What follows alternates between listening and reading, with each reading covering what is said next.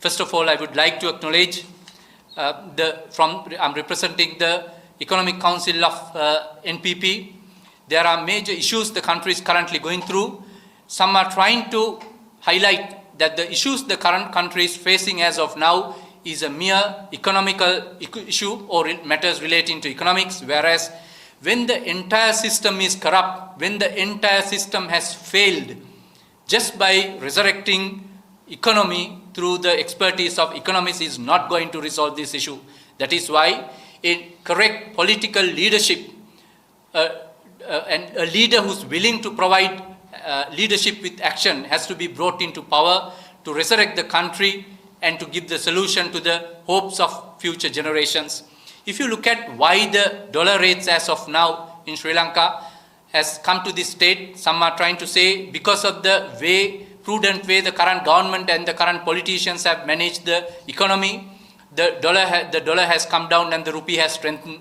But if you look at the real reason, I will show some indications to show, if you can get a closer look of this graph, it shows the dollar is based, the behavior of dollar is significantly based on the demand and supply as well. You can see very clearly, this graph shows based on the central bank data, the importation demand since October is coming down month by month.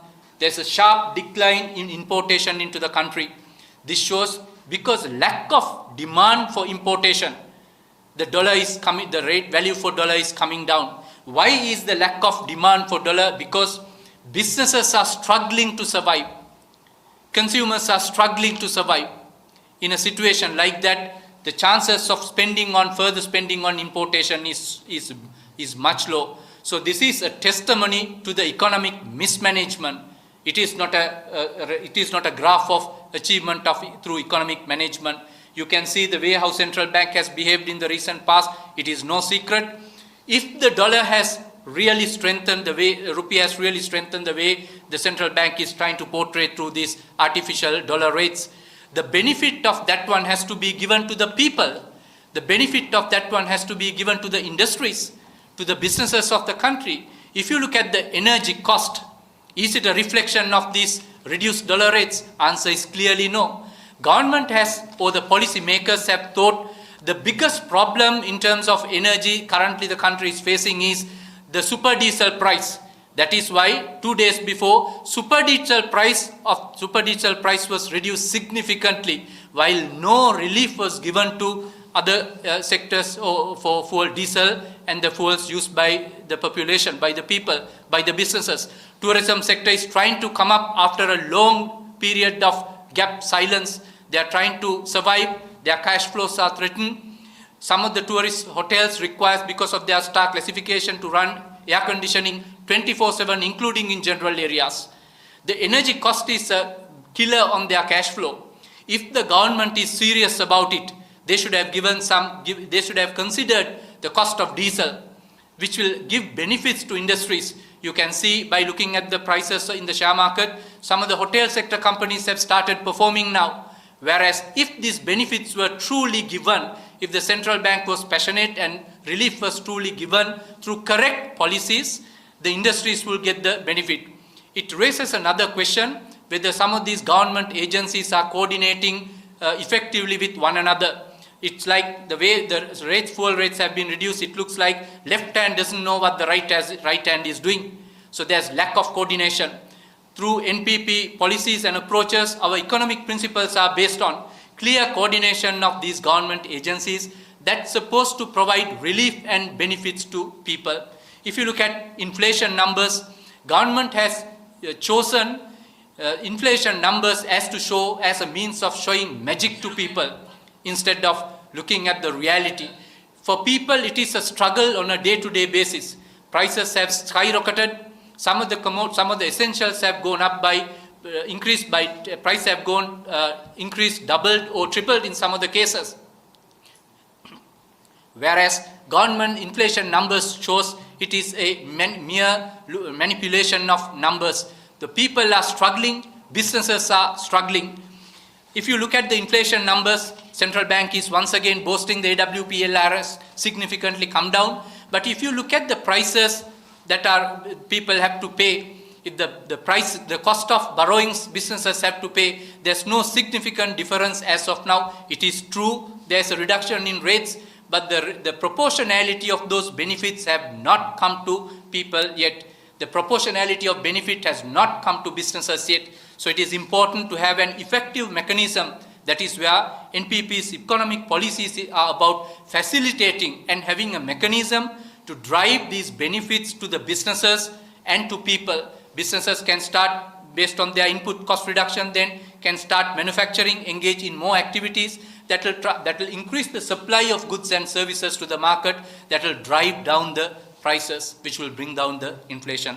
If you look at the stock market, there are significant challenges and issues that the PLCs, listed companies, are going through, investors are facing, and the way how regulations are behaving as of now. If you look at the listed companies, many companies have chose to delist because of over-regulation.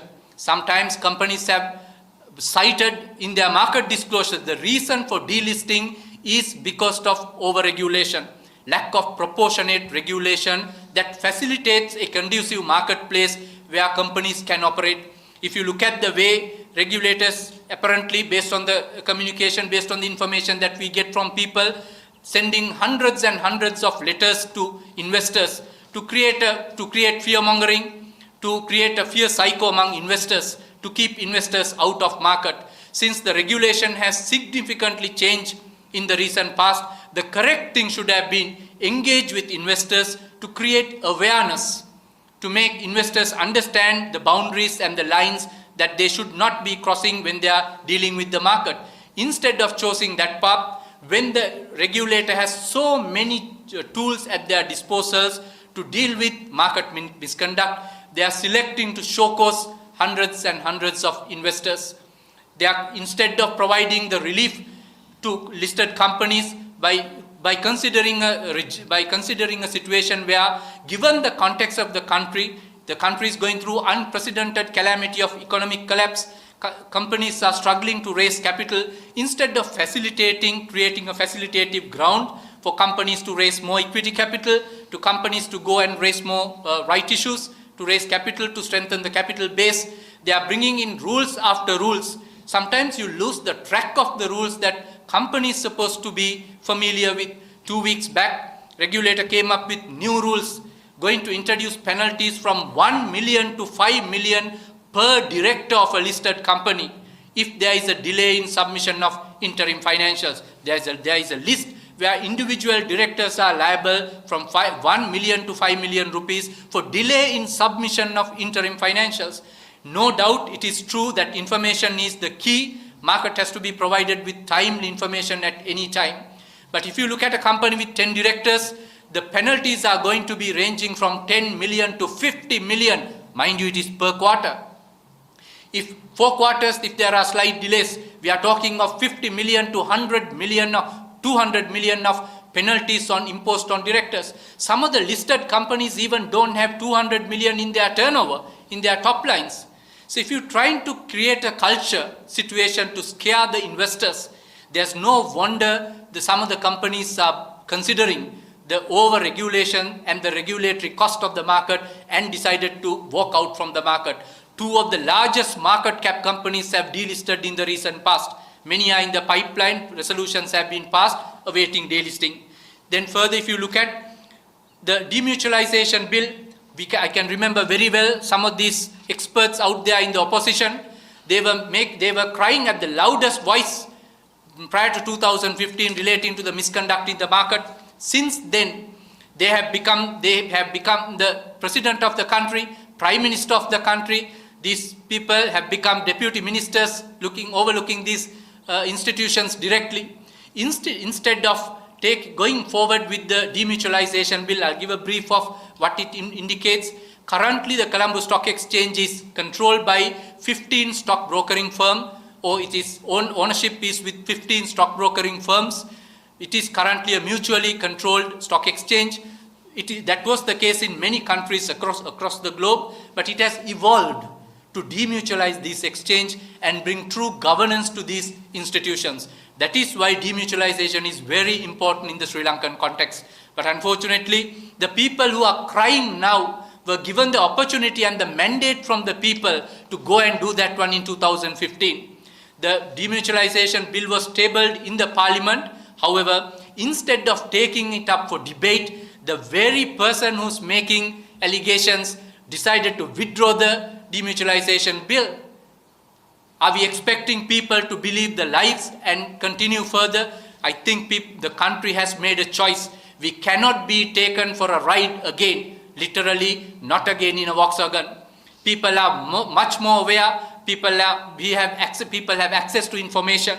If you look at many other segments in the market, the situation is the same. Therefore, nowadays, the policy framework of NPP, the approach of NPP is in consultation, looking at proportionate regulation to support the investors. It is not about going behind each and every investor in the market to see whether they have done something wrong or not. It is about creating awareness in the market, supporting them, facilitative environment, invite more companies to come and get listed, consider measures to increase liquidity in the market. It's about supporting the whole ecosystem. That's why the policy framework and the economic policies of the NPP is to drive the economy forward, not to hinder the progress. Because of that, there's a common conception that rich are crooks. The reason why people associate this rich and crooks as a concept as together, because many corrupt politicians have got impunity for themselves as well as for their corrupt associates through corruption through various corrupt activities. Whereas rich must be, I'm sure they must be the happiest that NPP is going to get into power, because NPP will be able to, by implementing a transparent framework, to separate, to distinguish people who have robbed public money versus the rich. Rich have contributed to the country. The NPP will recognize large business entrepreneurs, businesses that have become big businesses, not by stealing, but by doing the right thing.